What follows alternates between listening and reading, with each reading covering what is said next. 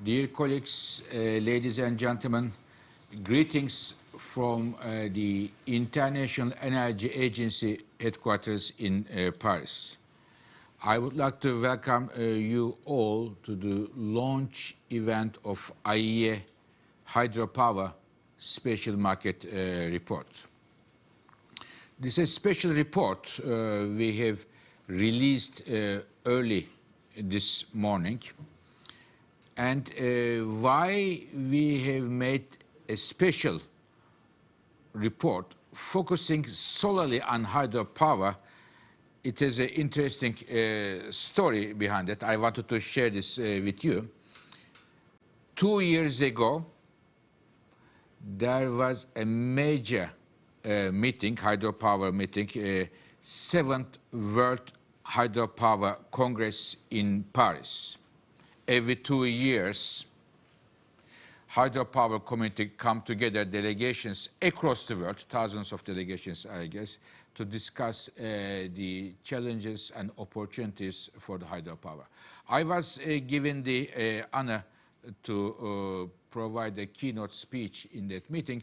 While I was looking at the notes that my colleagues prepared kindly for me, I realized that there is a important contrast between what hydropower provides to the global energy markets, economy, livelihood of millions of peoples around the world and its potential, and the role of hydropower, discussions about hydropower in the global energy and environmental debate. Very little.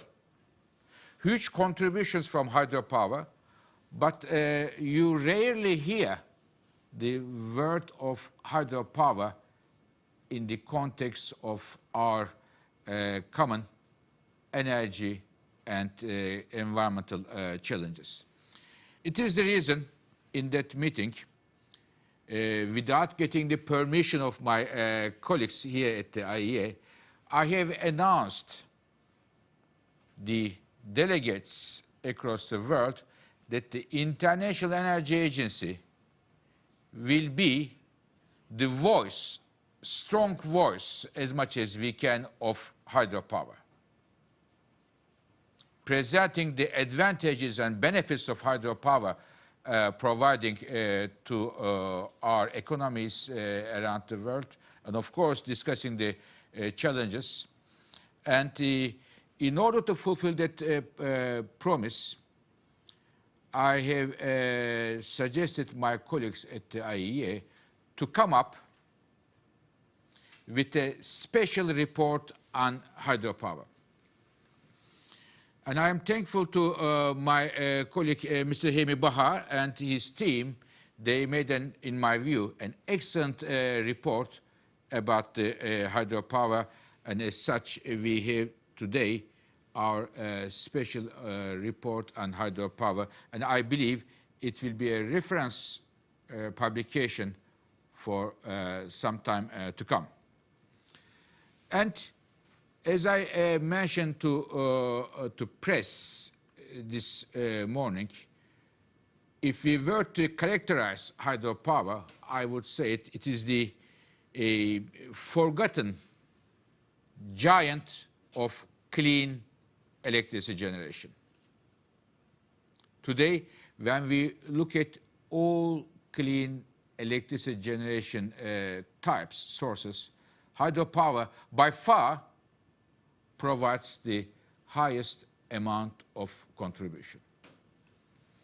We are seeing in our reports, in our daily lives, the growing contribution in exponential terms, sometimes of solar, PV, wind, but the contribution of hydropower today is more than putting all other renewables put together into global electricity markets. Yet, as I said, not much talk about hydropower. This is one important aspect, benefit that hydropower provides our economies, providing electricity without emitting emissions. This is one. Second, there is other service that the hydropower provides. What is that service that the hydropower provides, which is the context of flexibility?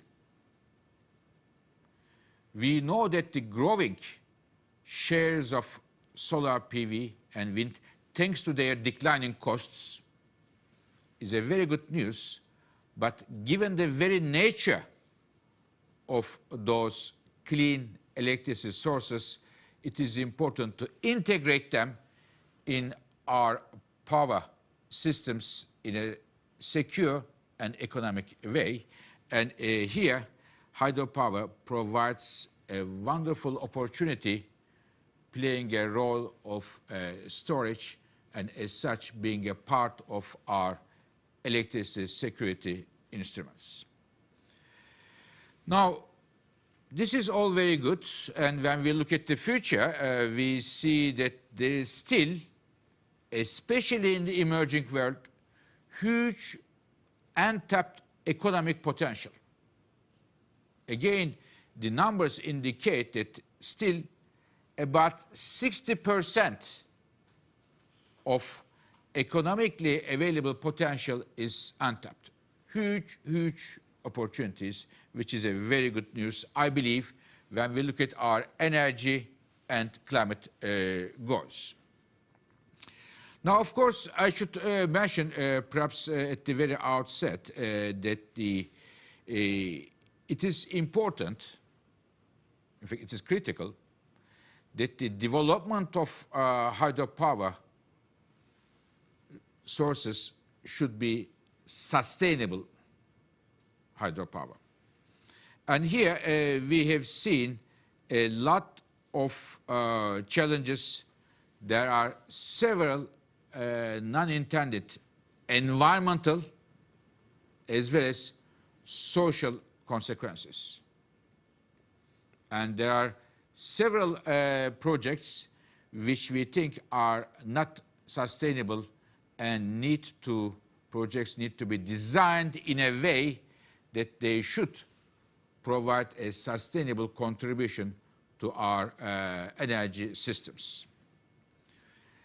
And when we look at our projections based on the current government industry projects already approved by their boards, their governments, we see a slowing down of new hydropower contribution. This is definitely worrying in terms of the clean electricity developments prospects, but as well as missing a very important opportunity of providing more flexibility for our power markets. And this slowed down, still growth, but a rather slower growth than we have witnessed in the past, is mainly driven by China, a giant player. And I am very happy that we have here colleagues from China contributing today's event. And also India is making important contribution, and we have also colleagues from India whose contribution will be important to see what are the challenges, what are the opportunities of India, a country which is growing very strongly in the global energy scene. We also, of course, know that there are huge opportunities in Africa. Huge opportunities in Africa. It is extremely important because we all know, I guess, that in Africa we have a major electricity access problem. In sub-Saharan Africa, almost 2 out of 3 people have no access to electricity. And I am delighted that we have today with us the UN Under Secretary General for Africa, Dr. Songwe joining our meeting here. Now, I would like to highlight one issue, the critical role of China. The report we are releasing today, we look at all the investments which are mobilized to foster hydropower development around the world, and our numbers show that the Chinese companies are very active in building and financing of hydropower in emerging world. This number goes up to 70% in Africa.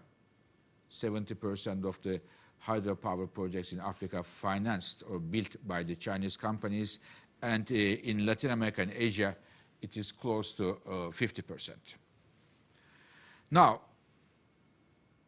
when we talk about the emerging world, I should also highlight to you that in many countries, in the advanced economies, hydropower plays, in many cases, backbone role in terms of electricity supply. We have here our colleagues from Norway and Canada, both of the governments, and both of these countries' electricity supply heavily, almost exclusively, rely on hydropower supply. But when we look at the advanced economies in general, although bulk of the potential has been tapped, used, we are facing another problem, which is the problem of aging. So therefore, as our report highlights, modernization of the aging plants are an important homework in front of the governments of the advanced economies, as it is, we believe, important, those plants providing flexibility and security to the electricity markets. Now, to finish, one may ask, and it will be a legitimate question, if hydropower provides so many benefits, so many advantages, why we see a slowdown in the development, in the growth prospects? It is mainly as a result of the lack of visibility of revenues for the investors.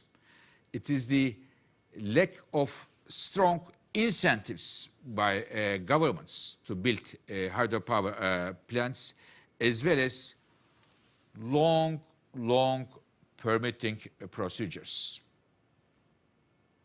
While we were putting this report together, we were in touch with several developers around the world. There were many complaints and suggestions, different complaints, suggestions in different countries, different geographies, but one thing was almost common, namely long permitting processes, which is, of course, in turn, increase the risks and the cost. So, dear colleagues, we believe hydropower can play a critical role, providing millions of people around the world access to electricity, especially in the emerging world, can help us to reach our environmental goals, including reaching our net zero climate targets and other environmental targets, and also help us to prosper our economies around the world. It is the reason, at the end of our report, we made several policy recommendations to governments. In fact, 7 key top priorities for the governments. And I am sure my colleague, Mr. Bahar, will go through them. But one of them I wanted to share with you, in fact, perhaps a key one, which we say hydropower needs to move up in the energy and climate agenda of the world and of the nations. With this, I would like to stop here, and I would like to thank once again to all of you who are following this event, but also specifically those who are across the world joining this event as a speaker. I would like to start with the opening remarks of three distinguished colleagues. The first one is I would like to start with Norway. Unfortunately, we learned this morning that the Minister Tina Bru is not well and cannot attend. We wish her all the best. But I would like to welcome State Secretary Tony Tiller to speak on Minister's behalf. Now, before turning to the State Secretary, I would like to praise Norwegian government for playing a very positive role here in terms of the clean energy transitions. Several aspects, I would say, of course, hydropower is number one, needless to say. I am sure we are going to hear from Mr. State Secretary. But in terms of electric cars, the highest share globally, more than 50% of the total sales came from electric cars in Norway. Carbon capture and storage, another critical technology being a front runner there. Offshore wind, and something very close to my heart, Norway is one of the front runners when it comes to providing aid support to emerging countries, especially those in Africa. Mr. State Secretary, may I now turn over to you to hear the Norwegian perspective. Thank you. Thank you very much, Mr. Executive Director, dear Fatih, ladies and gentlemen, dear friends. I can assure you the Minister is fine. It's just a cold, but she's sorry she can't be here today, but I am very happy to step in her place. And thank you for your kind words, Fatih, to the policies that we have been working on. Now, we all know the energy transition gives ample opportunity to talk about renewables, and indeed the IEA is setting the agenda there. But seldom the topic is the biggest and most valuable renewable technology, hydropower. As you know, and as you mentioned in your introduction, hydropower is the backbone of the Norwegian electricity system, providing almost all of our power. And globally, hydropower generates more energy, in fact, than wind power, solar power, and bioenergy combined. And it has other fantastic properties, as you also mentioned, Mr. Executive Director, that the ability to provide storage and balancing services that are vital for the other sources of renewable, which of course we know are more intermittent in their nature. Now, we would therefore to commend the IEA for providing this special report and this occasion on hydropower. It is very much appreciated by the Norwegian government, and I am certain this is a great and solid reference and starting point for energy transition discussions going forward within countries and on the global scene internationally between countries. And thank you again for the opportunity to address you all today. I think this is a very important event and a very important report you have put forward. Now, our government, in fact, just a couple of weeks ago, presented a white paper with a strong focus on long-term value creation from our energy resources. This is about jobs, jobs, jobs, and prosperity. Now, hydropower represents precisely such long-term value creation. In fact, this industrialization and much of the prosperity of my country is built upon hydropower and the industrial opportunities it provided for Norway. Now, for the years ahead, we plan to preserve and to enhance the value creation from our hydropower. And you spoke, Mr. Executive Director, about the need to modernize and upgrade and indeed enhance the installations we already have in place.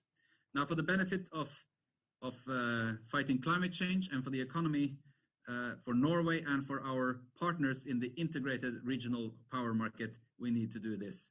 And not to forget, energy generation, of course, is a sector in its own, employing thousands of people.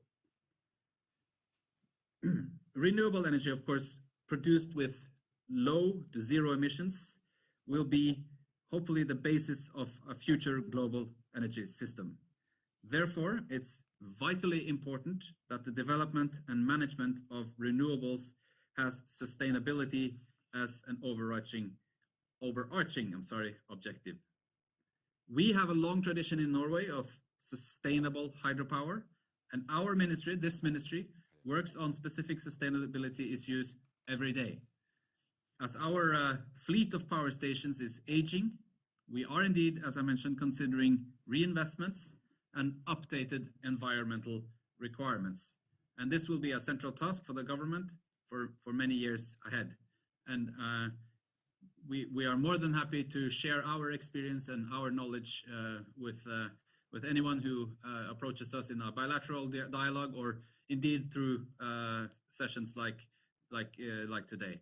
Now, to ensure a sustainable and profitable development of hydropower, it's necessary also to have political attention to the sector and to have proper legislation in place. And we need a sound public debate on the costs and benefits, and to acknowledge indeed environmental and societal concerns. To further expand the knowledge base and find new solutions for future, research and development is a key factor. Therefore, our government has set up centers for environmentally friendly energy research, where one of the largest centers, called HydroCen, and you can Google it, is dedicated to hydropower. The industry, both utilities and suppliers, academia, universities, and government institutions cooperate in financing these programs. And when it comes to sustainability, Norway has supported the International Hydropower Association's sustainability protocol work for many years. In my view, it is important to involve all stakeholder groups, industry, NGO, financial institutions, governments, etc., to create a common ground when we discuss sustainable hydropower. And demonstrating sustainability in this way is important in order to create a level playing field also among renewables when discussing what is indeed green. if you catch my statement there. Now, coming towards the end here, a hydropower station provides energy, obviously, but often it also has many other benefits, which I am happy to see that this report highlights. Hydropower is a very important enabler for variable renewable resources when it provides storage. Also, the dams provide flood protection and open new opportunities for irrigation and transportation. Many of these extra features will be more and more important in the future for mitigating climate change and climate adaptation. Therefore, sustainable multi-purpose hydropower provides perhaps the most value to society of all the renewables we have in our toolbox. So the biggest renewables technology providing most value needs sound stewardship to maintain and develop the sector for future generations. This requires work and effort, and the IEA special report on hydropower is a great contribution indeed. On behalf of the Norwegian government, I look forward to our continued cooperation on this important part of the energy future. I am sure the ministry and our government will be represented next time we have the opportunity to meet in Paris or Geneva. And on that note, I thank you for your attention and your generous hosting of today's event. Thank you.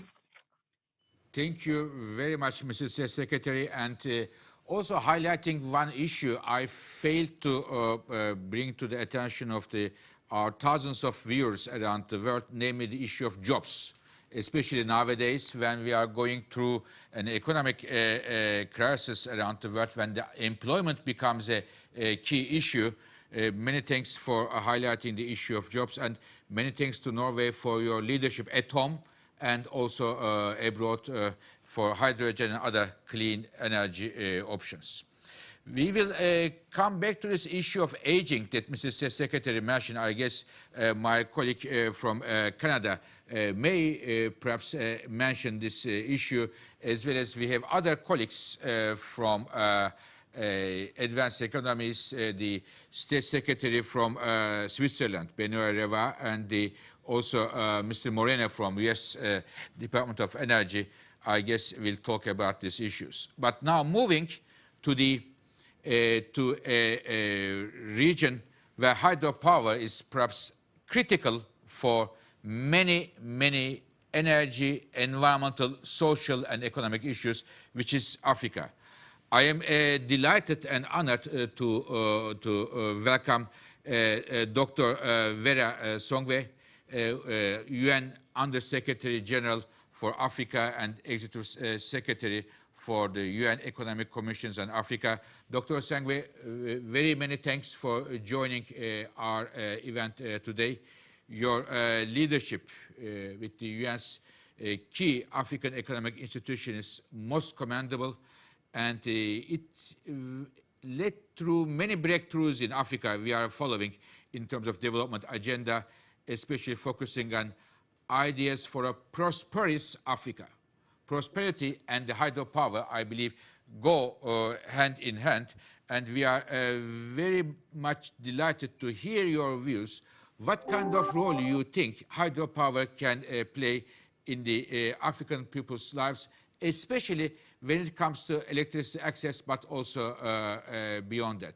We are delighted to work with the ECA, Economic Commission on Africa, and learn from your experiences and try to share the experience of the other colleagues, such as I think the State Secretary from Norway mentioned what they have gained at home with you and what you gain in Africa with them. Many thanks again, Madam Under-Secretary. The word is with you, please. It's over to you, Madam Under-Secretary. Thank you very much, Mr. Fadi, for this introduction and for very, very kind remarks. Let me start by saying I kind of feel lonely, so I'm really missing the secretary from Norway, because there would have been two women having this conversation. But I will come back to the gender component of it, and it's something that you yourself have talked a lot about on the continent, linked, of course, to energy. Distinguished guests, ladies and gentlemen, it is a privilege to be on this podium with, I think, such a distinguished panel from, as you said yourself, all over the world, China and Norway, which is leading a lot in this conversation. Of course, our friends from Switzerland, Canada, and everybody else who is on the call with us. I would like to say, before I start the presentation, that energy, particularly now in the time of COVID, I think we have all seen, is particularly important. Just even, for the basics of how we get, vaccines. I think that a lot of the conversation around the vaccines has been about whether we can store, the transportation of vaccines at a certain temperature as we move them back and forth. So when we talk about energy, we tend to think about energy just as something that powers our industry, but it also powers our health. And I think no time more than now have we seen that. But before I continue, let me start by congratulating you on what is really a groundbreaking special report on hydropower. Hydropower, I think 10, 15 years ago, was an important component of the energy mix of many of our countries. Slowly, I think, as we started talking about climate change, and rightly we should, hydropower became a little bit more difficult. There were issues of environmental sustainability. There were issues of, can we really do this in an environmentally sustainable way? Are we taking away farmlands? And I think many people started shying away from hydropower, which for us on the African continent was unfortunate, because a lot of our base energy should come from hydropower, simply if only because it is also a quite affordable and cheap source of energy. And again, as we look at, and I think you have said that yourself, even if we move to total renewable energy, we need some stabilizing energy factors, and hydropower is one of them.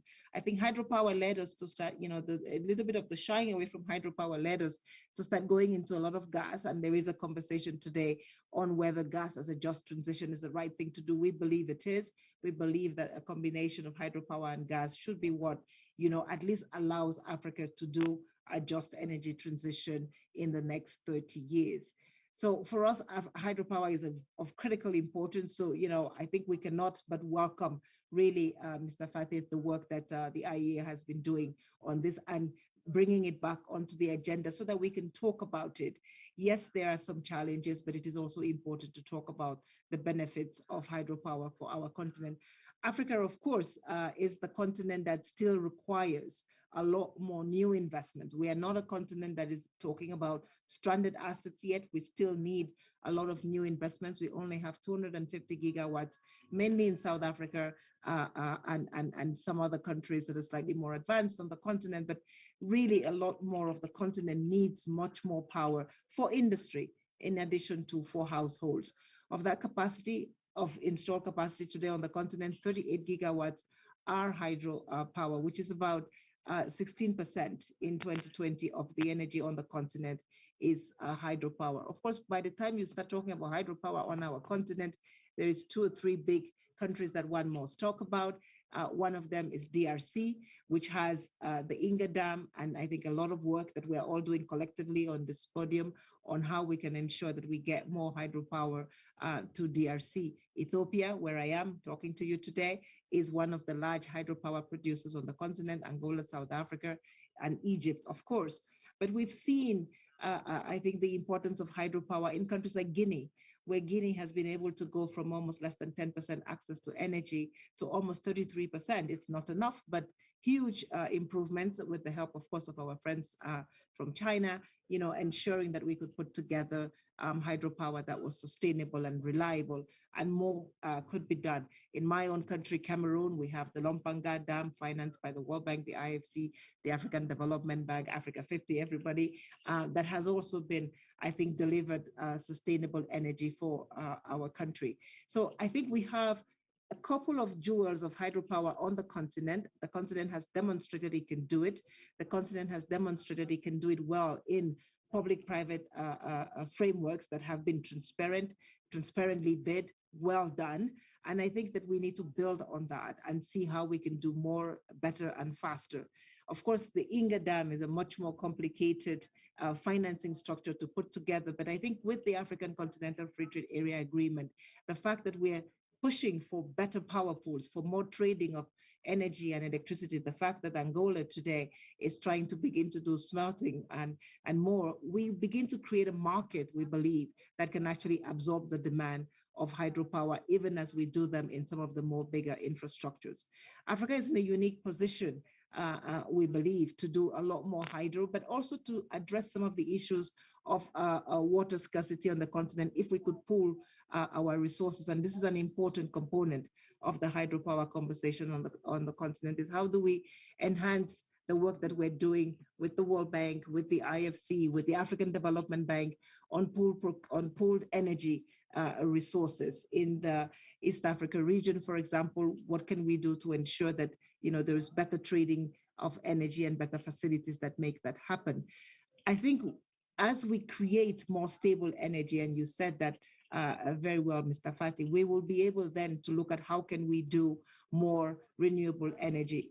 Something that is not very well known is that California, yes, depends a lot on renewable energy, but the people of California will tell you that they need some more base load. They need enough base load to be able to power their renewable energy. Today in California, they use gas. Africa is going to need base load to power its renewable energy, whether it's gas or something else. And we believe that affordable hydropower is something that we could do well. The other benefit of hydropower, of course, is that it will help us with our agriculture sector and will allow us to do more in that area. The Economic Commission for Africa and the World Bank published in 2015 a work on enhancing climate resilience in Africa's infrastructure. The report showed that under certain climate scenarios, river basins such as the Zambezi could lose about 60% of their hydropower potential. And so, the conversation between sort of hydropower and climate change has become even more real for us. We need to do more. We need to work on how we ensure that this doesn't happen and how we ensure that we can begin to create the kinds of climatic ecosystems that ensure that hydropower does not become a stranded asset and or does not become an investment that is no longer profitable in the long run. The African Economic Commission for Africa is doing two things. One of the things in terms of more investments in hydropower on the continent, particularly hydropower is particularly suited for distributed, small power systems across countries. Right now, one of the things that Africa is doing is trying to go to more, microgrids. And we believe that with hydropower in many countries, particularly in the Central Belt and the East African Belt, we can do this. But to do this, we need to create structures that also empower African private sector to invest in energy. And we haven't seen a lot of that because we have tended to invest mostly in large-scale hydropower plants. As we go towards investing more in distributed, smaller-scale hydropower, we hope that we can attract more African, more indigenous private sector, of course, building on all the knowledge and wealth of Norway and Canada and Switzerland and China to see how we can ensure that we can, bring new technology, but use local investment, because we also know that when local investment is involved, those investments tend to be more sustainable, and essentially the policy environment tends to improve much faster. At the Economic Commission for Africa, we've also launched something called the Sustainable Development Goal 7 initiative, which is to help countries crowd in more financing. With COVID, we know that there's not enough financing out there for sustainable energy. We're working with some of the large investment firms on the continent to see. In Paris, we were promised $100 billion. They haven't come from the public sector. Most likely they will not come from the public sector. The private sector has to be an important part of hydropower development on the continent.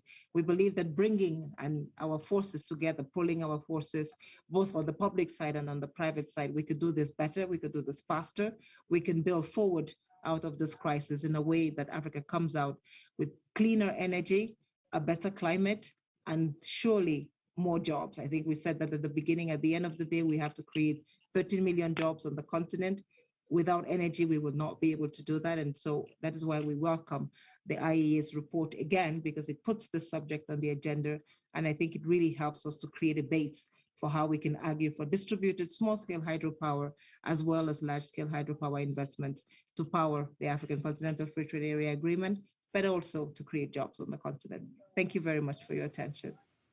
Thank you very much, Dr. Songwe, for this very impressive speech. I can really sign off for everything what you just said. If I can pick up two things. One is that you mentioned the financing clean energy investments in Africa or in the emerging world. For me, putting aside the 100 billion issue, which in my view should be a ceiling, not to be, it should be a floor for the support for the emerging world. It is an economic imperative, because emissions, 1 ton of emissions going to atmosphere from Detroit or from Jakarta or from Paris or from Vancouver, if we saw, has the same impact on everybody. And our numbers show that the reducing 1 ton of emissions in the emerging world is half of the cost of the reduction in the advanced economies. It's the economic rationale here, and in my personal view, it is a moral imperative as well that we finance clean energy investment in the emerging world, starting with Africa. So I would definitely agree with you there.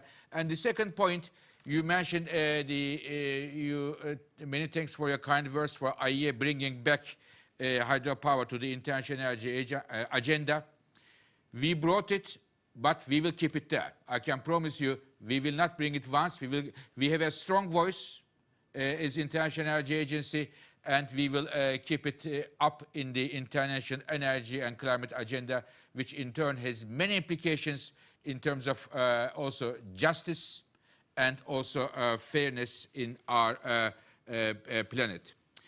When I talk about the justice and the fairness, and I would like to turn to Canada here, I know that the Canadian government is one of the leaders of the clean energy transitions, but keeping a very close eye that it is a just and fair transition to clean energy.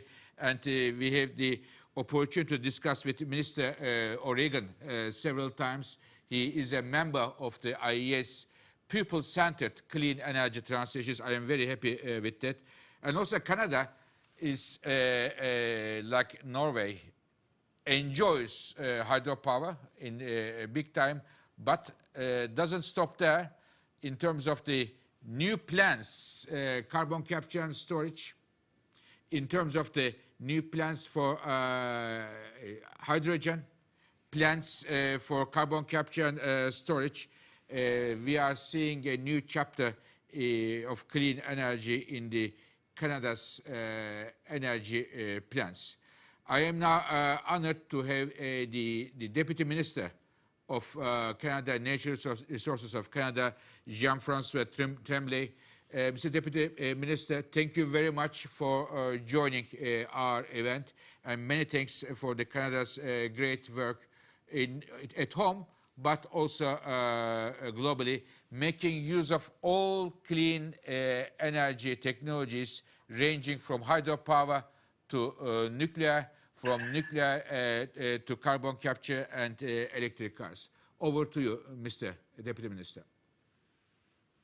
Thank you, Dr. Byrol, and hi, everybody. And let me begin by thanking the International Energy Agency for the opportunity to speak to you at this important launch event. I also want to commend you for this report. It's a very important report. As you mentioned, in the context of the net zero economy, in the context of exceeding our targets for 2030, our energy sector is in real transformation. The IEA notes that hydropower, and you mentioned it, is sometimes the forgotten backbone of the low carbon generation. I can assure you that it's not the case in Canada. It's not forgotten. It is something that is present and will continue to be. We believe that it's an important element of our energy transformation. We know all too well the importance of actually hydropower as a global decarbonization, the global decarbonization efforts, and also in the electrification of the end-use sectors. As of 2020, it's 60% of Canada electricity that comes from hydropower. And Canada produces today 10% of the world's hydropower. In 8 of our 13 provinces and territories, hydroelectricity plays an indispensable role in our lives. This role is nothing new. Hydroelectricity has been generated in Canada for the last 100 years and for decades to come.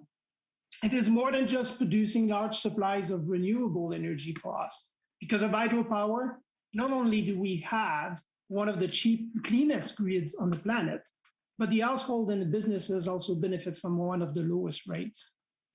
This is a huge competitive advantage, of course, for businesses, and it does contribute to the quality of life afforded by Canadians. Hydropower with seasonal storage acts effectively, as it was mentioned by others, for us as our blue battery to enhance the flexibility and the reliability of Canada electricity system. By the same token, it does allow us to integrate larger shares of variable renewable. When paired with transmission lines, hydroelectricity will also help us to decarbonize part of our countries that do continue to rely on coal, for example. We are doing that, for example, with what we call the Atlantic Loop, which is to help integrate the electricity systems of our easternmost provinces. Getting to 2050 for us is about more than just decarbonization of the energy sector. By using more electricity to power our industry, vehicles, homes, we can also reduce emissions across the economy while reducing the costs. Another area of focus for us that is really important is the remote communities. The government is committed to getting remote communities off diesel. This will require a major effort. There's more than 200 communities in the country that depends exclusively from diesel, almost exclusively from diesel to supply their energy needs. These communities generally face energy price that is 10 times higher than the grid-connected communities. So over the past years, my department has been investing in a range of renewable energy solutions to get those communities off diesel, including hydro. Interestingly, our analysis shows that 80 of those 200 communities have significant hydropower potential. And for those communities which are predominantly indigenous, hydropower isn't just about reducing emission. It's also about a future that provides a pathway towards reconciliation and also economic development and opportunities. That's very important for us. I would like to end on this. Canada has not forgotten the hydroelectricity and will not. As we move forward toward the net zero future, we are happy to remind everyone of its importance in the mix. And we're eager to help other countries benefit from it. And I want to thank the International Energy Agency again for having us today. And I want also to commend you as a critical institution in the fight against climate change. And we're really looking forward to continuing our work together on global path to net zero and global energy transformation. Thank you. Thank you very much, Mr. Deputy Minister. It is excellent what you just said. And if it is not forgotten in Canada, I am extremely happy. And as it is not forgotten in Norway, but globally, we should bring our forces together to make it not forgotten globally in the international energy and climate debate, and make sure that the rest of the world, especially the emerging world, benefits from hydropower. As I just said a few minutes ago, there is a 60% of untapped economic potential. This is huge. When we look at the challenges that Madame Songwe mentioned in Africa, also in Latin America, we will hear very soon two distinguished colleagues, Laura Lizano from Costa Rica and Tiago Barral from Brazil. Latin America, Asia, I mentioned, China, India, Bangladesh, others. It will be great that this is not forgotten. This is up in the agenda, and the advanced economies make sure that the benefits of hydropower is used up to its maximum across the world. Very many thanks to the Canadian government for your leadership, Mr. Deputy Minister, and all the best to you at home and beyond. Now, dear colleagues, with this, we are coming to an end of our first session, hearing from two advanced economies, from Norway and from Canada, from two governments, and from Dr. Songwe. Very powerful speech from Africa. Before listening to perspectives of the different geographies, leaders of hydropower, I would like now turn to my colleague, Mr. Hemi Baha, who was in charge of this work with his team, to tell us some of the key findings of this, in my view, landmark report when it comes to hydropower. Mr. Baha, please. Thank you very much, Dr. Birol. Thank you very much for all of you joining from all around the world. I will try to put in my short speech the numbers around the discussion that we already had. As you know, IEA is a numbers organization, and I will try to put some of the figures which are striking, in my opinion, in front of you. The first one is the leadership of hydro, but being a forgotten giant, and the definition of the giant, which is in this picture, as you see. Hydropower provides almost half of all low-carbon electricity today, which is significant. Secondly, it also provides one of the major flexibility sources that we have in the world that is not talked a lot. It is there providing hour-to-hour balancing and security in many parts of the world. Actually, it's the backbone of flexibility. When we look at the future of hydropower, obviously there has been a tremendous growth over the last 3 decades, driven by China and other emerging economies, presenting 90% of the growth over the last 3 decades. One important trend that will not change is that emerging economies will still account 90% of the growth. However, the growth will decline. That is the biggest issue. Also, we see that hydropower growth is slowing down. This is mainly due to China and Latin America, mostly in Brazil, where the potential is mostly tapped and the demand growth is not as fast as previously. But when we look at other emerging economies, such as India and Africa, we see an important acceleration of hydropower. For the first time, we looked at different types of hydropower and how they contribute to our forecast. And we expect large reservoir plants, which creates a lot of opportunities for water management and affordable electricity and other multi-purpose uses, will lead the growth in the coming 10 years, followed by a decadal record growth of pump storage plants. This is mentioned multiple times in previous speeches to integrate larger shares of wind and solar PV. The role of public sector is mentioned by Mrs. Songwe many times, and also the private sector. Our report shows that 80% of the growth in the coming 10 years will be supported by the public sector. Its role remains critical, while private sector will be mostly responsible for investing in smaller projects. We can look at this in two sides. Yes, it's good that public sector is involved to de-risk the hydropower investments, which are riskier than many other technologies because of long lead times and permitting procedures. But also we need private capital more in order to attract investment and build better more. In that sense, this picture is very striking to show the role of both public and the private sector. Talking about the public sector and the investment trends, as our executive director mentioned, it was very important for us to go plant by plant to understand the investment trends of hydropower, and we realized that China is backing, in terms of financing or building or owning, 50% of all plants that we expect to be built in the coming decade. This is 70% in Sub-Saharan Africa and about 50% in Latin America and Asia and Pacific. And this brings affordable financing, experience in building new projects and big projects, bringing basically prosperity to developing world and experience.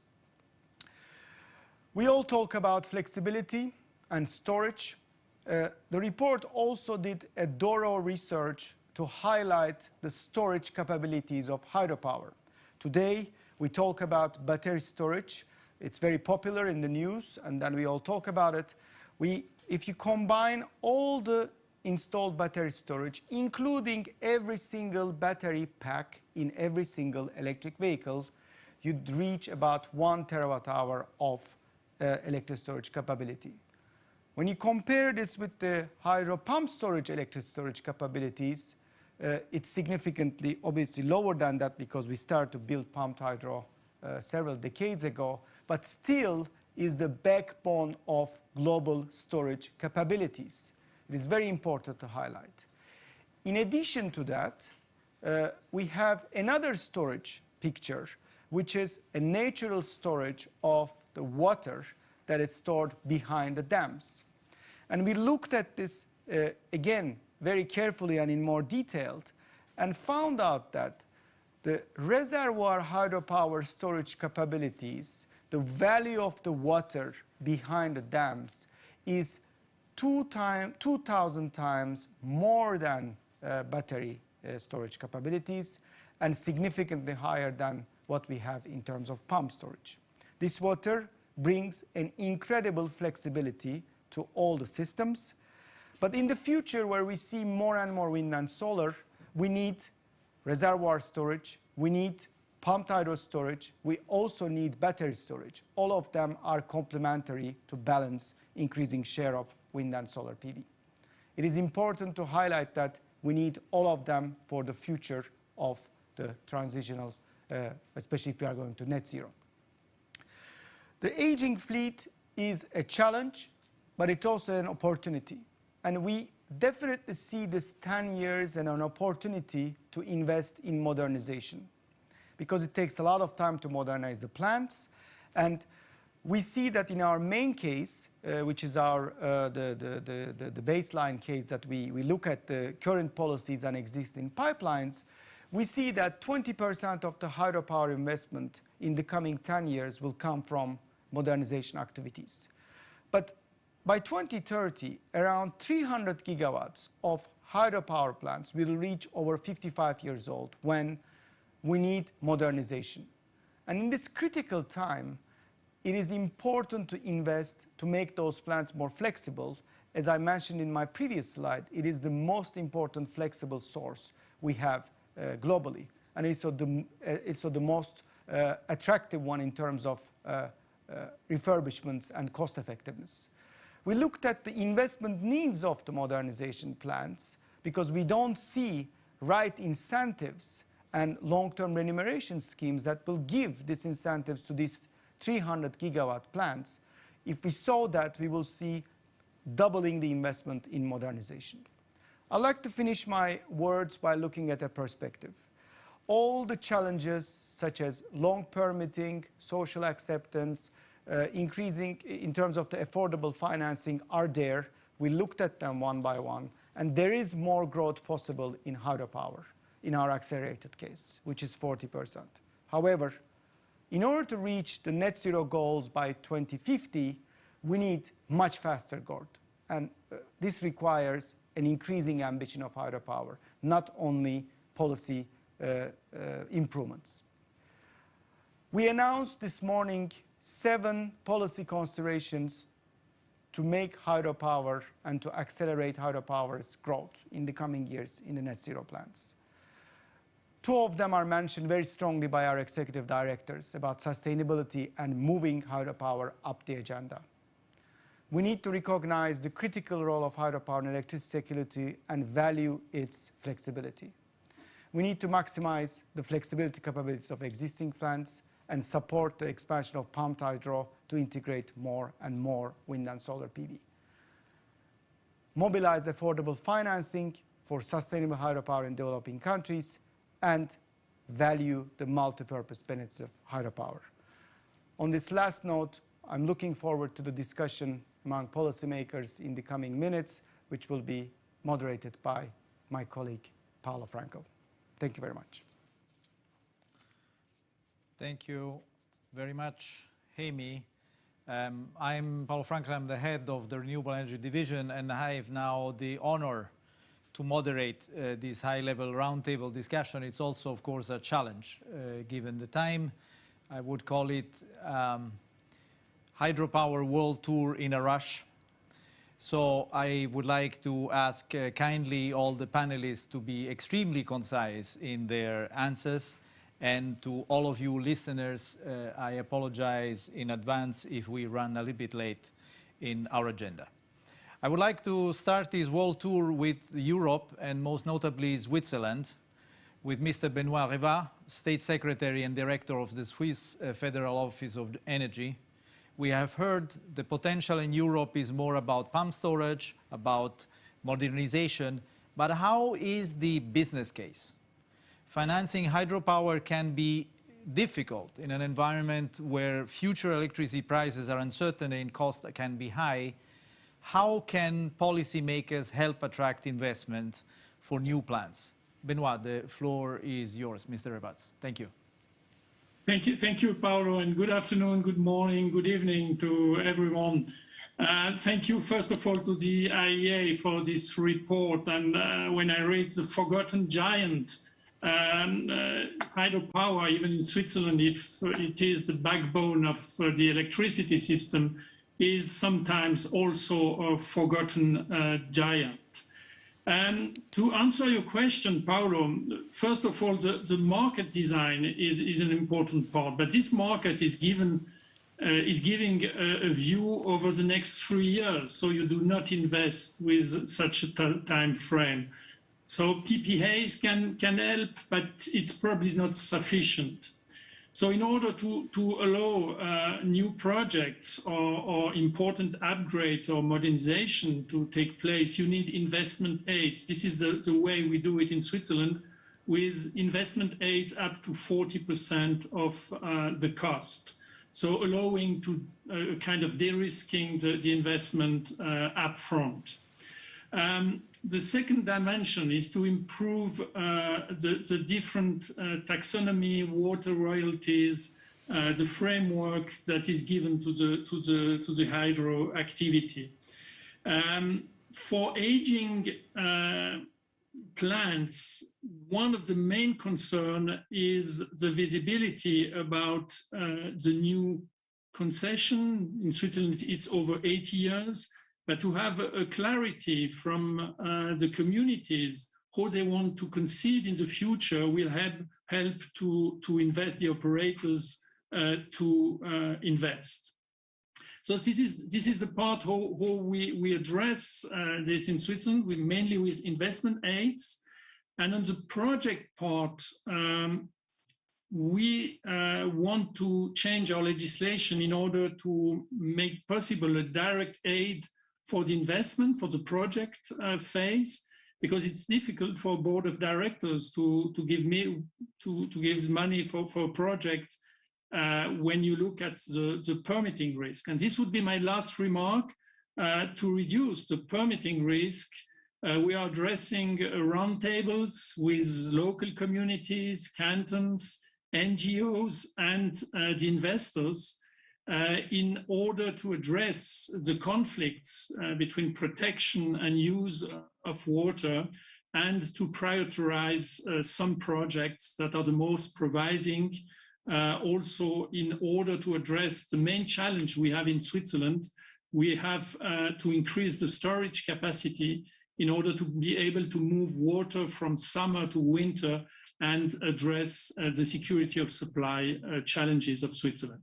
Thank you for your attention.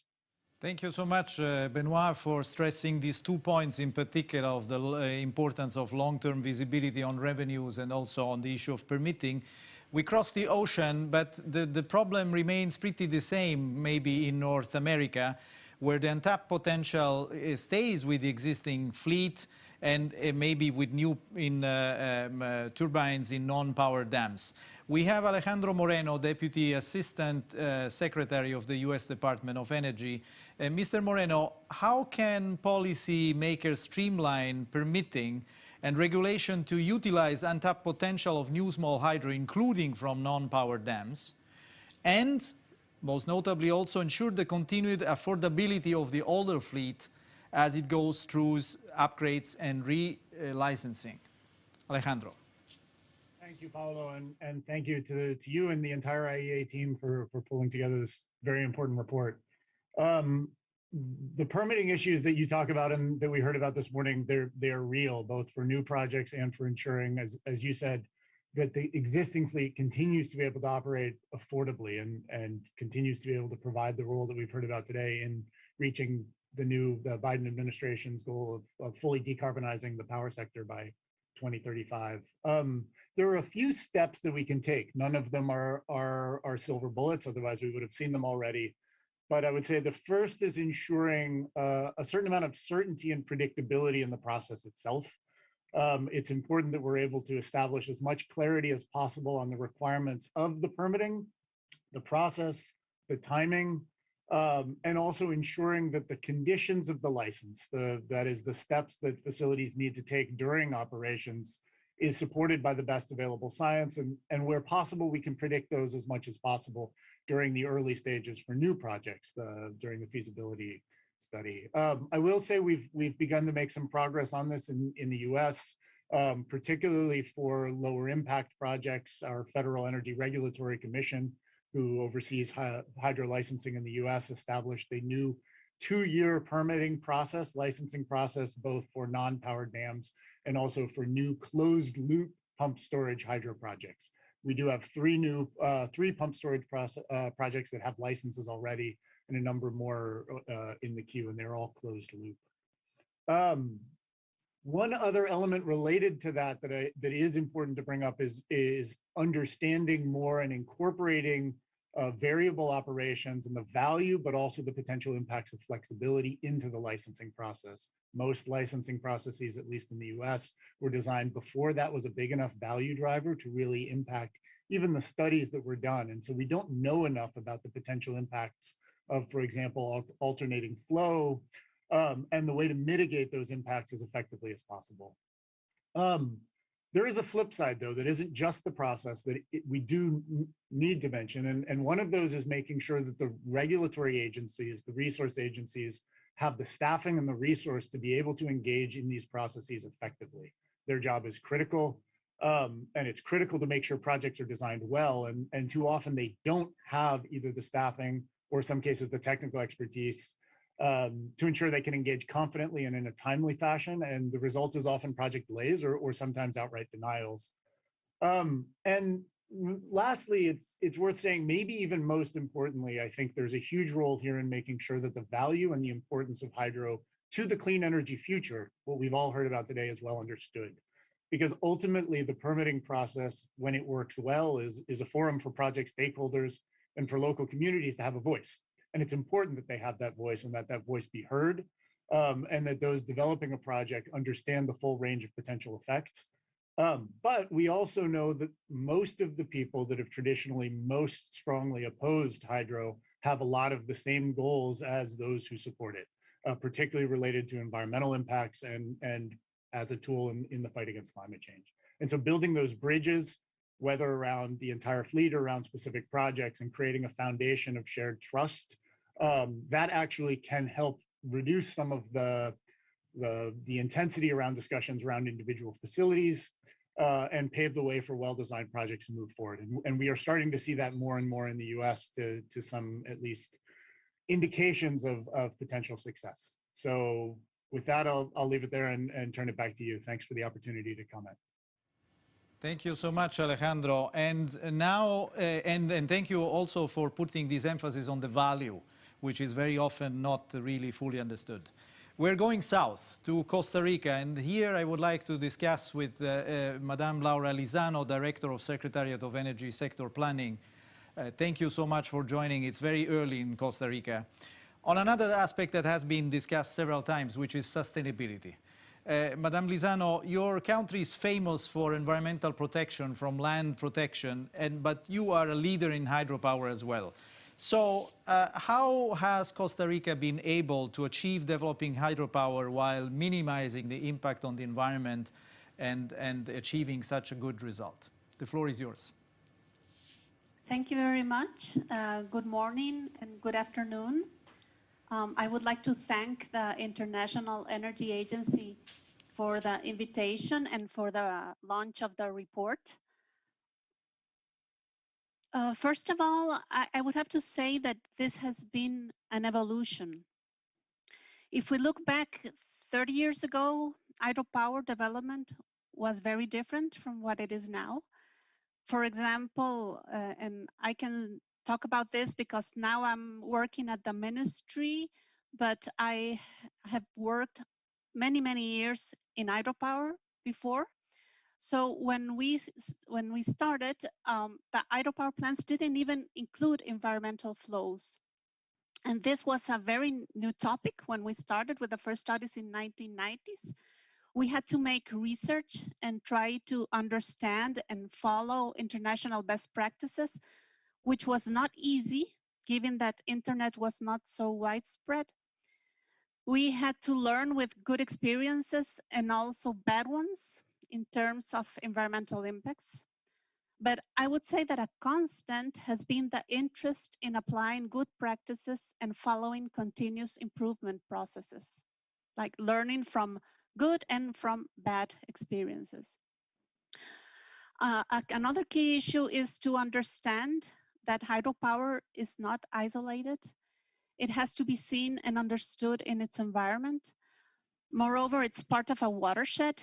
And here I would like to refer to a basin that is really important for Costa Rica. So it's the Reventazón watershed that supplies 38% of the country's hydropower and 25% of the water that is consumed in the central area of San Jose. And also it's very important for the country's agricultural exports.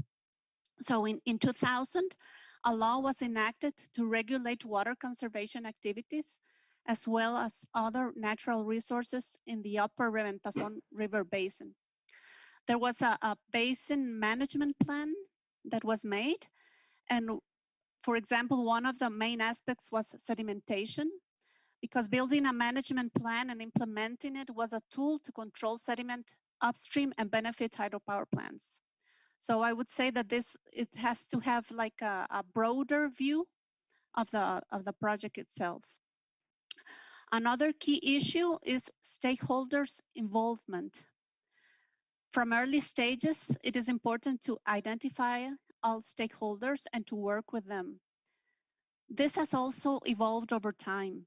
In the latest projects that have been built in Costa Rica, it was decided to open a small office in the local community even before the construction was not started. So the project would have a face that people would know where to ask or where to go if they had an issue related to the project. So this happened in early stages. And transparency and timely information are important lessons that we learned. It is also important to consider the life cycle of the project. Environmental and social perspectives should be present in all stages, starting from early stages, pre-feasibility, feasibility, design, construction, and operation. Of course, in different levels in every stage, but always complying with environmental regulation and going beyond this regulation. It is not only a matter of mitigating environmental impacts, but also of preventing them, some cases through design. And here I can remember that for this project, Reventazón, there was different options for the pipeline, and it was selected an option that would not affect like a small creek that had a small frog that it's a species that is endangered. So in order to reduce the risk of threatening this species, the other option was chosen. So this project in 2017 was, the Hydropower Sustainability Assessment Protocol was applied to this project, and it was successful. It was demonstrated that the use of best practices during the project construction phase was well done, and that was a recognition of the work that we have been doing for many years was in the right direction. Thank you very much. Thank you very much, Ms. Lizano, for this. We are running late, as you know, so this is why I'm asking to have concise answers. I apologize for that. We go more south in the South America to Brazil, to Mr. Tiago Barral, Executive President of Brazil Energy Reserves Office. And I would like to touch with you, Tiago, another aspect, which is the electricity security. Now, on one hand, there is no doubt electricity produced by hydro is 16% of total world electricity. It's a huge amount, low carbon. This is a monumental contribution to electricity security. On the other hand, hydro depends on weather. There are droughts. Brazil have faced many in its history. You are at the forefront of managing these droughts and maintaining security. So could you elaborate on what tools and operational procedures can optimize hydropower output and maintain electricity security for everybody? Tiago, please. Hi, Paolo. Thanks for the question. Well, the share of hydro in the electricity mix in Brazil today is around 65% of total. So like any renewable-based system, it's subject to climate risks and variations. And in fact, the last 7 years, we have been in a sequence of inflows below average, redefining the system's most critical period. And the last 7 and 8 months have been the worst in 90 years at least, bringing reservoir levels to a record low and increasing electricity costs in the short term. So to address such events, we have a combination of tools I don't have the time to cover them all, but I have a couple of highlights. First, the system operation and planning are based on a probabilistic approach with computer models to assess the value of water based on a huge number of random water inflow scenarios. And every year, we have a commission to reassess the so-called hydrological risk aversion criteria, which is basically, instead of using average results, we pick some of the worst scenarios for calculating water value stocks and deciding whether or not it's time to dispatch more flexible thermal generation. Actually, there is right now a public consultation led by the Ministry of Energy to make these criteria more severe. And as a consequence, by choosing to count less on average scenarios and more on dry scenarios, additional capacity will be needed to ensure adequacy in the system in the medium and long term. With respect to governance, it's also very important. I want to highlight the committee that was created after the power rationing of 2001, 20 years ago. It is the Power System Monitoring Committee, led by our minister, that once a month brings together all the various institutions in the power sector to monitor and openly discuss demand and supply conditions in the short, medium, and long term and share a clear understanding of the risks. And if necessary, this committee can authorize imports and thermal generation in addition to what computer models are indicating. And that's been the case since last October, because in response to the water scarcity that I just mentioned. And finally, I want to mention, Paolo, the multiple uses of water. It is absolutely critical to permanently audit water constraints and hydropower operational restrictions, such as minimum downstream flows or flow variations or minimum reservoir levels, etc., whether they are correctly represented in our computer models. Real-life difficulties regarding hydropower generation, particularly under severe droughts, must be considered in system planning. So not being realistic about them leads to misusing water stocks, putting the power system and other water users under risk. So these are just some of the tools we have. I'm stopping here. Thanks for having me in such an important event. Thank you so much, Tiago, for looking at this perspective of using probabilistic method to assess the risk, but also the value and the multiple uses of water. This is enormously important. We go to the other extreme part of the world, to China, to Mr. Zheng Shengga, Chairman and President of China Renewable Energy Engineering Institute. Mr. Zheng will express himself in Chinese. There is simultaneous translation being offered. If anyone has any problem, there is a button with translation in Zoom. In principle, everything should be fine. Mr. Zheng, there is no doubt that hydropower has been a fundamental contributor to the economic development of China and making China a leader, a global leader in hydro in the past. How do you see this changing and a changing role of hydro in the 14th five-year plan? And in particular, if you can elaborate on the role of pumped storage hydro in the context of increasing solar and wind. Mr. Zheng, the floor is yours.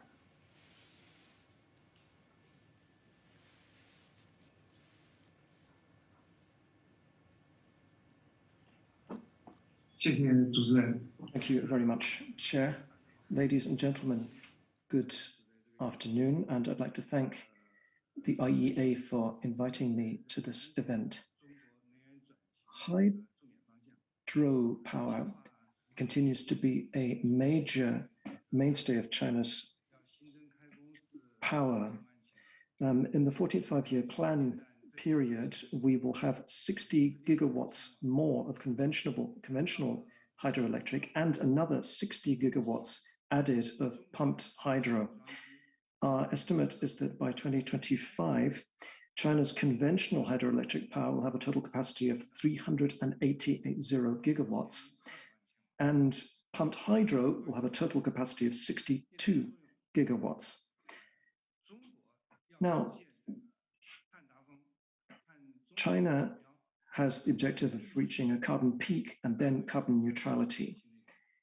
And in order to do that, we must harness new energies in order to guarantee grid operation, and in particular its stability and safety, we have to use the grid regulation role of hydro. And that's why in the 14th five-year plan period, and even up to 2035, we will continue to choose as a priority the construction of pumped hydro in China as a solution. Compared to other modes, we believe that pumped hydro can be deployed at scale, and it is the most secure and reliable and economical form, but it is also that with the longest service life of facilities and one of the most ecologically friendly. Besides this, as large quantities of wind and PV continue to be added to China's grid, we will make use of pumped hydro and its capacities for peak regulation, trough shifting, frequency modulation, and phase modulation, as well as energy storage, as well as what it does in terms of rotational inertia, in order to guarantee the stable operation of our national grid. Thank you very much for your attention. Thank you so much, Mr. Zeng, for emphasizing the value of pumped hydro, in particular in the coming years. I would like to stay a little bit on this topic, but with a little variant. In India, we go to SKG Rahate, Additional Secretary, Ministry of Power. In India, India has the second largest market. It changed policies recently, qualifying large hydro as renewable energy, and this certainly had an impact. So I would like to ask you precisely, what role does hydropower play in meeting the long-term energy goals of India, which are very ambitious, including, is it an enabler of faster deployment of solar? We all know that also India has very ambitious targets of solar. Could you elaborate a little bit on this, on the role of hydro in India in the future? Mr. Rahate. Yeah, thank you so much. India is committed to meet the NDC targets under COP Paris Agreement, and towards this end, we have set an ambitious target of setting up 175 gigawatt of renewable energy by 2022 and 450 gigawatt by 2030. At present, our installed capacity is 383 gigawatt, and presently, like the renewable energy is 95 gigawatt and hydro is 46. So together, the non-fossil fuel share is 37%. We have carried out our projection for optimal energy mix by 2030, and as per that estimate, by 2030, our installed capacity would be 820 gigawatt, and the renewable energy share would increase to 53%, and the hydro, though we have plans to increase the hydro from 46 gigawatt to 70 gigawatt till 2030, the share in the overall this thing comes to 9%. So 62% will be from non-fossil fuel. For this meeting, this installed capacity of hydro, we have taken several measures, and definitely the long-term goals of India's long-term energy goals would be met by the installation of hydropower plants, particularly the pump storage power plants. We have planned for 30,000 megawatt addition hydropower plants, of which 12,000 are already under implementation and 8,000 pump storage plants are there. And as we are well aware that with solar and wind power, the intermittency and variability of these sources, we require energy storage for integrating these renewables in the grid and to stabilize the electrical grid. And hydropower, particularly pump storage, is the best source for this because of its inherent instantaneous start-stop and fast ramping up and down capabilities. Now, as far as policy measures are concerned, in March 2019, we have come out with a new hydro policy for promoting hydropower capacity generation in the country. And it has some major elements. It has categorized all large hydro as renewable. So by doing that, the benefits of renewables are accrued to this large hydro. And also we have come out with hydro purchase obligation, which gives a confidence to the investor. And definitely the hydro capacity augmentation will also, in a way, enable the growth of solar PV, because we are also taking measure for developing hybrid solar and PSP projects. Thank you. Thank you so much, Mr. Rahate, to underlying the different policy tools. We now go to financing, to the World Bank, to Demetrios Papathanassiou, Global Director for the Energy and Extractive Global Practice. Now, Demetrios, we often hear there is a lot of capital available, but it's not in the right place. There are vast amounts of untapped hydropower potential in developing countries, but a lot of these lies in markets where the financing is challenging and with elevated microeconomic and policy risks. So the question is, how can MDBs play a role in de-risking the investment, in particular in Africa, but also in other developing countries? Demetrios. Hi, Paolo, this is Pravin here. Can you hear me? Pravin. Yeah. Hi, I'm sorry, Demetrios had to step out, so I'm kind of stepping in for him. First of all, huge apologies. He had an urgent meeting, so he asked me to take over. So my name is Pravin Karki. I'm the global lead for hydropower and dams at the World Bank. So thank you so much for allowing me to step in.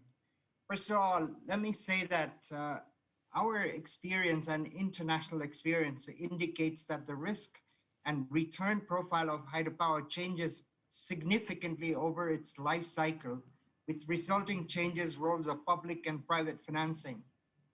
So while there are significant uncertainties in early stages of hydropower development and construction, these uncertainties significantly reduce during the post-commissioning operation and maintenance stage. Such a profile in particular typical for large and complex hydropower projects such as hydropower with a multi-purpose reservoir or with pump storage. Therefore, our experience shows that in the early stages of development, private sponsors and financiers often do not have the appetite for significant investment in hydropower projects, leaving the public sector with a critical role in financing the initial development costs, and in some cases where risk levels remain high, also in financing and construction costs. And this is where in continents like Africa and South Asia, where there's still a lot of hydro to be developed, hydropower facility, special hydropower facility should help finance the upstream works. The risk profile and long gestation of projects mean that patient financing is necessary for this project. So this is where the MDBs like the World Bank, African Development Banks, AIIBs can finance coupled with climate finance where feasible, well suited to be part of this patient financing. I just want to say last thing, Paolo, is that we often forget maybe in this getting excited by hydro that you can't just go and install hydro overnight. There's a lot of work to be done upfront. This ground presence and engagement with the client country is necessary. Hydro has to be a part of power system planning, so you need to do a lot of power system planning, well developed least cost planning. There's integrated river basin planning, strategic environment and social impact assessment, climate change and disaster risk assessment, hydropower generation master plan, and free and prior informed consent. So let me just say that all these things take time, and this is where in Africa we need to go on early, be engaged, and have our boots on the ground. Thank you so much. Thanks to you, Pravin, and also for reminding us the importance of time, indeed, and of long lead time and long-term planning. And now, last but not least, to industry, to the International Hydropower Association. Eddie Rich, you are the CEO. Eddie, I would like to conclude with you speaking on investment while also making a link on sustainability. So investments is declining relative to the past, and investment in modernizing new plants are also uncertain. What should policymakers, from the view of industry, do to increase this investment, and how important within this is to adopt sustainability criteria, sustainability standards to facilitate investment? Eddie. Yeah, thanks, Paolo. I mean, this report is so important right now because it clearly shows the world facing a crisis in energy flexibility and storage. And countries are massively and rightly ramping up their wind and solar capacities. I mean, we say, bring it on. But what happens when the wind doesn't blow and the sun doesn't shine, or the wind blows too much and the sun shines too hard?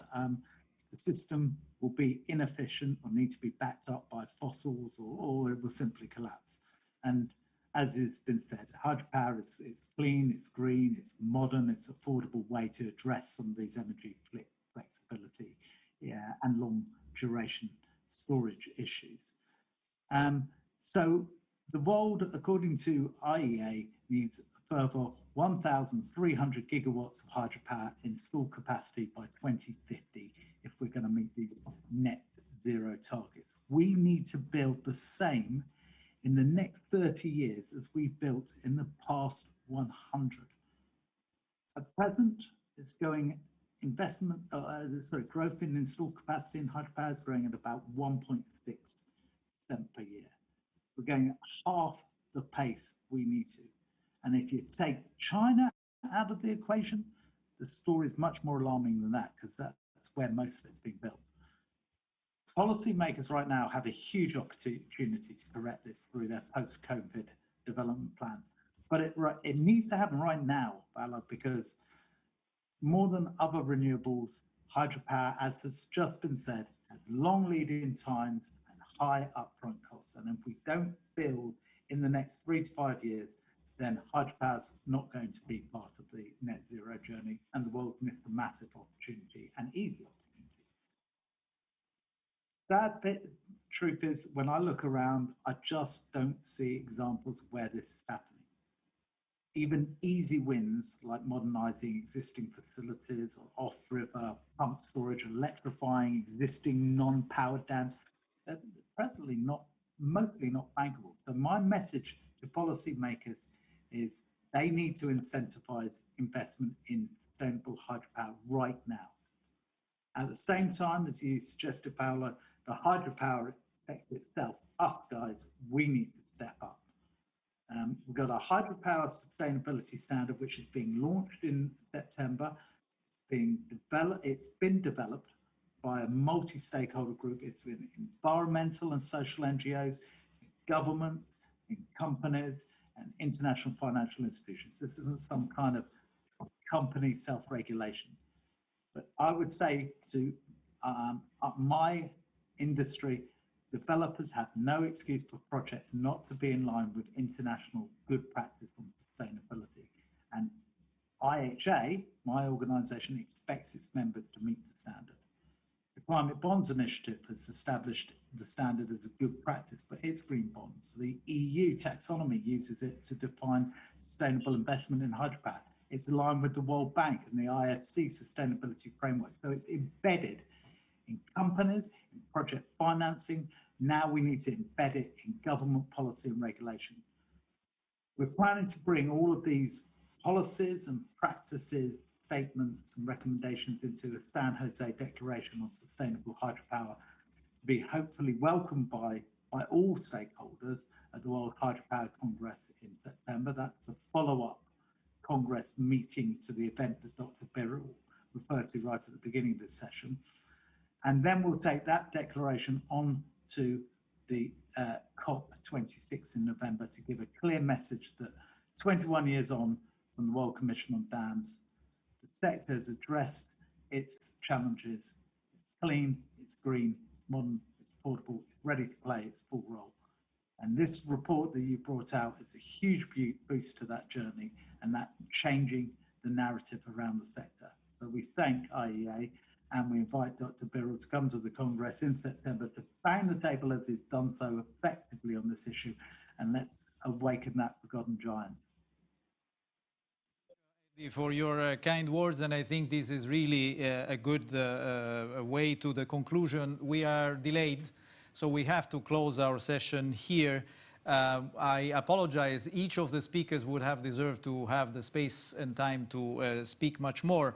But for the listeners, I hope that we still, even in a rush, were able to give an overview of the multiple values that hydropower can bring, of the challenges and of the multiple policies that can help to address these challenges. And the IEA stands ready to work with all of you, with the countries, with the organizations, to make sure that we not only bring back hydro to the forefront of the energy and climate agenda, but that we will keep it there so that the giant is not forgotten anymore. With that, I thank you, everybody, for your attention, for your contributions. Again, I apologize for the delay, but I thank you so much. I thank you for your support, and we look forward to keeping in touch with all of you in the future. Thank you so much. Have a nice evening, afternoon, good morning.